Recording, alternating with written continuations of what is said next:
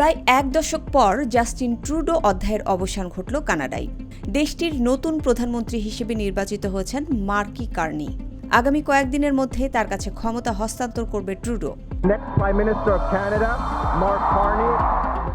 9 March রাতে 4 জন প্রার্থীর মধ্য থেকে মার্ক কার্নিকে নতুন দলীয় নেতা হিসেবে নির্বাচিত করে কানাডার ক্ষমতাসীন দল লিবারেল পার্টি।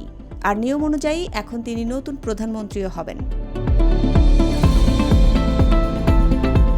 মার্ক কার্নি এমন সময় কানাডার প্রধানমন্ত্রী হলেন যখন যুক্তরাষ্ট্রের সঙ্গে দেশটির বাণিজ্য যুদ্ধ শুরু হয়েছে। প্রধানমন্ত্রী নির্বাচিত হওয়ার পরেই কার্নি মার্কিন প্রেসিডেন্ট ডোনাল্ড ট্রাম্পের আরোপিত শুল্ক নিয়ে কথা বলেন।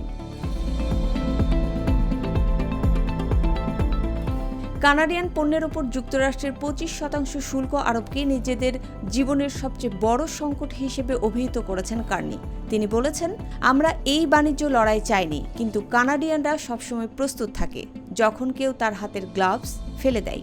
তো মার্কিনীদের কোনো ভুল করা উচিত নয়। হকি খেলার মতো বাণিজ্য লড়াইয়েও কানাডা জিতবে।